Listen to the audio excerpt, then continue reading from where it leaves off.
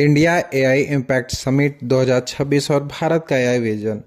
नमस्कार दोस्तों, आज के समय में आर्टिफिशियल इंटेलिजेंस का महत्व हर दिन बढ़ता जा रहा है। चाहे वह मार्केटिंग हो या टेक्नोलॉजी, आज हर जगह एआई की चर्चा है। लेकिन क्या भारत इस रेस में पीछे रह गया है? बिल्कुल नहीं।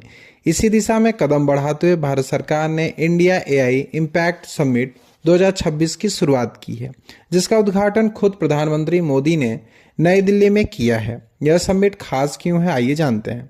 दरअसल यह 16 फरवरी से लेकर 20 फरवरी तक चलने वाला 5 दिवसीय अंतर्राष्ट्रीय सम्मेलन है। इसमें इंडिया एआई मिशन के तहत आयोजित किया गया है और खास बात यह है कि यह ग्लोबल साउथ यानी विकसित देशों में होने वाली पहली इस तरह की सबसे बड़ी एआई समिट है।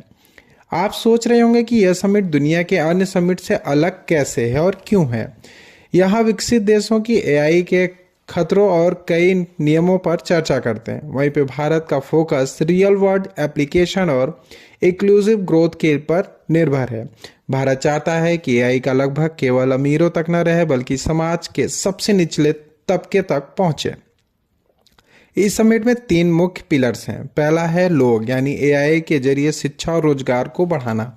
दूसरा है प्लेनेट, स्मार्ट खेती, पर्यावरण संरक्षण के लिए एआई का जोर से उसका उपयोग करना। तीसरा है प्रोग्रेस, यानी प्रगति, आर्थिक विकास और डिजिटल इंफ्रास्ट्रक्चर का डेवलप करना और उसे विस्तार करना इसका तीसरा मुख्य स्तंभ है। इस मिशन को सफल बनाने के लिए भारत ने $175 बिलियन का एक बड़ा दावा खेला है।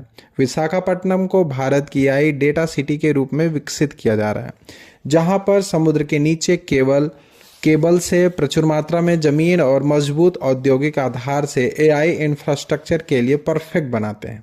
निवेश की बात करें तो गूगल ने अकेले भारत में करीब $15 बिलियन का निवेश करने की योजना बनाई है, जो अमेरिका के बाहर उसका सबसे बड़ा निवेश होगा। वहीं पर रिलायंस ने विशाखापट्टनम में $11 बिलियन का डेटा सेंटर बनाने का तैयारी किया है। इस समिट में दुनिया भर के करीब 4650 से ज़्यादा टीमें हिस्सा लिया है, जिसमें से 17 टीमें उनके बेहतर एआई सॉल्यूशंस के लिए चुना गया है। ये टीमें हेल्थ केयर, खेती और गवर्नेंस जैसी क्षेत्रों में काम कर रही हैं। भारत का लक्ष्य है कि एआई टूल्स को डेमोक्राइज किया जाए ताकि एक विकासशील देश जो है उसका फायदा उठा सके। संक्षेप में कहें तो भारत एआई को केवल एक टेक्नोलॉजी उपलब्धि नहीं, बल्कि विकास का एक जरिया के रूप में देख रहा है। क्या आपको लगता है कि भारत एआई की दुनिया में ग्लोबल लीडर बन पाएगा? कमेंट में अपनी राय जरूर दें।